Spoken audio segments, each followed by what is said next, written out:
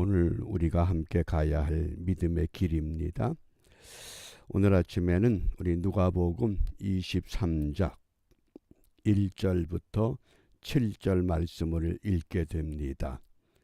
우리 함께 묵상할 주제가 네가 유대인의 왕이냐, 네가 유대인의 왕이냐.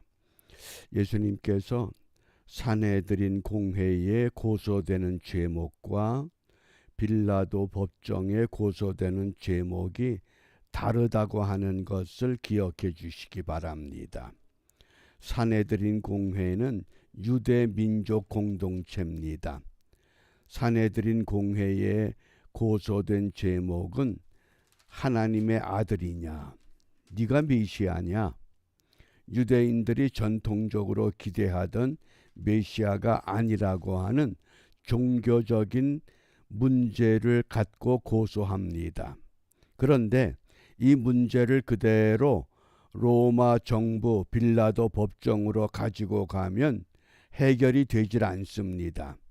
그러므로 죄목을 바꿉니다. 네가 유대인의 왕이냐, 네가 하나님의 아들이냐. 이것은 종교적인 문제입니다.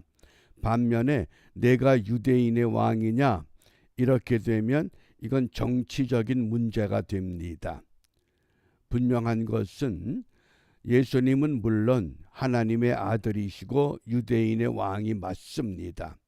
그러나 현실 정치, 현실 세계에서 이 예수님에 대해서 어떻게 끌고 가는가, 우리 먼저 본문 말씀을 읽어가면서 함께 말씀을 나누겠습니다. 먼저 1절과 2절입니다. 무리가 다 일어나 예수를 빌라도에 끌고 가서, 빌라도는 로마 법정입니다. 빌라도에게 끌고 갈 때 고발하여 이르되 우리가 이 사람을 보매 우리 백성을 미혹하고 가이사에게 세금 바치는 것을 금하며 자칭 왕 그리스도라 하더이다. 세 가지 죄목을 걸었습니다. 첫째, 백성을 미혹한다. 예수님께서 백성을 미혹했습니까? 처음부터 외쳤던 일갈의 외침은 회개하라, 천국이 가까웠다. 하나님 나라에 대한 외침이지 백성을 미혹한 것 절대 아닙니다. 두 번째, 가이사에게 세금 바치는 것을 금했다. 분명히 누가복음 20장 25절에 가이사의 것은 가이사에게로, 하나님의 것은 하나님에게로 분명히 깨우쳤습니다. 그 다음에 자칭 왕 그리스도라, 내가 보냄을 받은 메시아다. 예언자들의 예언과 일치되는 말씀입니다. 그럼에도 불구하고 이것을 죄목으로 빌라도에게 고소합니다. 그러자 3절에 보면 빌라도가 예수께 물어 가로되 네가 유대인의 왕이냐.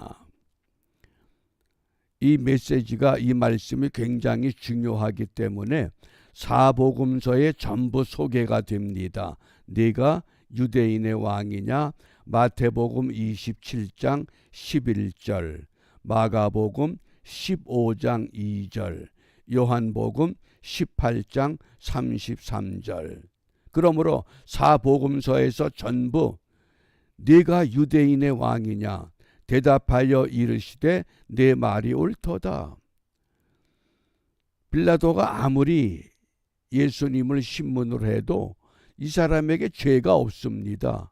그건 당연한 건 유대인의 왕, 종교적인 문제지 정치적인 문제가 아니라고 하는 것을 빌라도가 알고 있습니다. 그러자 내가 보니 이 사람에게 죄가 없다.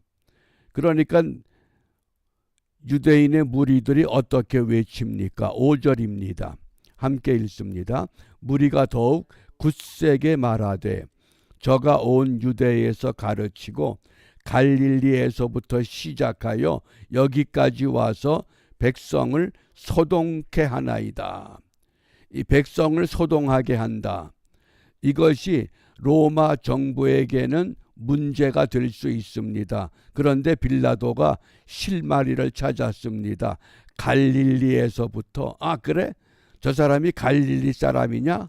아, 그러면 갈릴리의 분봉왕 헤롯에게로 보내라.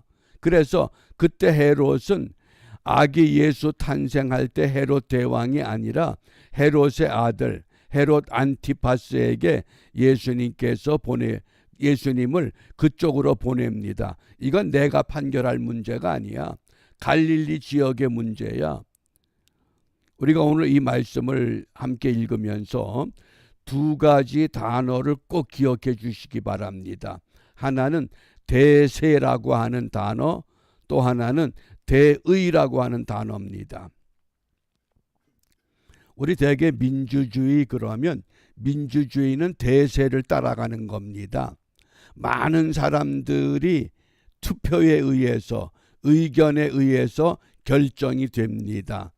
그런데 그 대세가 대의를 포함하지 않으면 문제가 있습니다. 바람직한 민주주의는 대세와 대의가 같아야 됩니다. 대의가 없는 민주주의, 그건 잘못된 방향으로 갈 수밖에 없습니다. 지금 빌라도는 예수님을 신문해 보니 분명히 잘못이 없습니다. 그런데 대세, 많은 유대인들이 외칩니다. 밀란이 날 정도로 두렵습니다. 그러니까 대의를 따르지 못하고 대세를 따라가는 겁니다. 오늘 우리 현실의 정치와 이 예수님께서 신문 받으시던 그때의 장면을 우리가 이렇게 오버랩 해보면 너무 비슷합니다. 그렇지만은 분명히 철학이 있어야 됩니다. 신앙이 있다고 하는 것은 무엇이냐?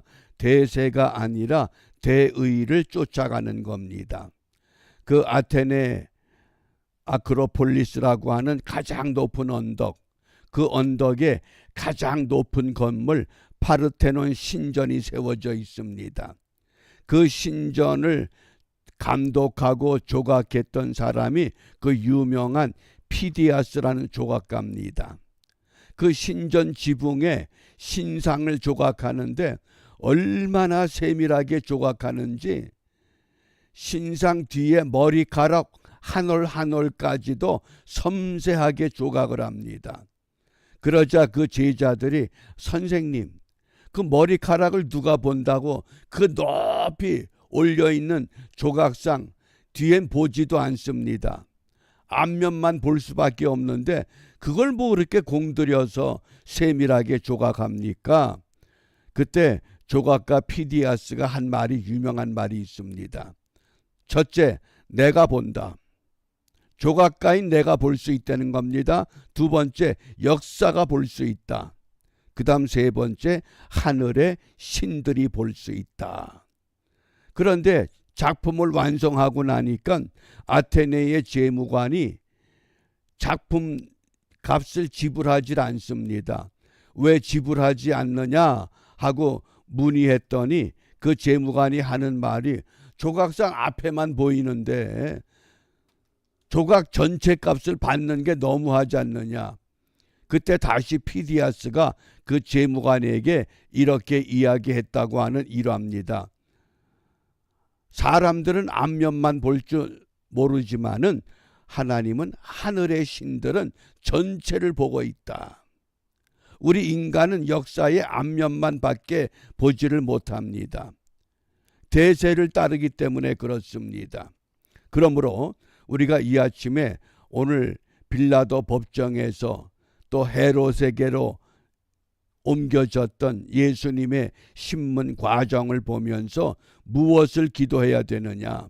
잠언 11장 19절 말씀에 보면 공의를 굳게 지키는 자는 생명에 이르고 공의, 대의를 굳게 지키는 자는 생명에 이르고 악을 따르는 자, 대세가 악일 수가 있다는 겁니다. 그러한 자는 사망에 이르게 된다. 그러므로 우리 믿음의 사람들, 분명한 신앙을 가져야 됩니다. 대세보다 대의를 따르게 하옵소서. 이사야 32장 17절 말씀에도 공의의 열매는 화평이다. 공의의 결과는 영원한 평안과 안전이다 그랬습니다. 우리 근래 한국 역사 가운데서 2017년 3월 10일 헌법재판소 판결 기억하시죠? 박근혜 대통령이 탄핵한 헌법재판소입니다. 헌법재판소 소장 이정미 소장이 교회 집사였습니다. 그런데 밖에서 데모대의 함성이 얼마나 크게 들리든지 그 함성이 무섭다는 겁니다. 대세를 따를 수밖에 없는 분위기가 조성됐기 때문에 헌법재판소 전원 8명이 다 만장일치로 탄핵을 결정한 겁니다. 이게 부끄러운 역사입니다. 왜 그렇습니까? 대의보다 대세를 따르기 때문에. 신앙의 사람도 중요한 때가 되면 흔들리고 만드는 겁니다. 그러므로 우리가 정말 믿음에, 너희들이 겨자씨만한 믿음이 있다 그러면 그게 뭡니까? 그게 대의를 따를 수 있는 믿음인 줄 압니다. 그러므로 우리 이 아침에 우리 한 사람 한 사람 오늘 이 불의한 세대를 향해서, 대세를 쫓는 세상을 향해서 대의가, 겨자씨의 의가 우리에게 있음을 바르게 선포하고 보여주는 믿음으로 승리하는 복된 하루가 되시기를 바랍니다. 기도하겠습니다. 역사의 주인 되시는 아버지 하나님, 우리 현실을 둘러볼 때 너무나 어둡고 암담합니다. 그러나 역사의 주인은 우리 하나님이심을 믿사오니 모든 사람들이 대세의 흐름을 쫓을지라도 믿음의 사람들, 믿음의 교회, 믿음의 성도들 온전히 대의를 따라 공의의 열매, 화평을 이루게 하시고 공의의 결과, 영원한 평안과 사회의 안전을 만들어가는 믿음의 주춧돌 역할 바르게 감당하는 은혜의 하루가 되도록 인도하여 주시옵소서. 예수님 이름으로 기도합니다. 아멘.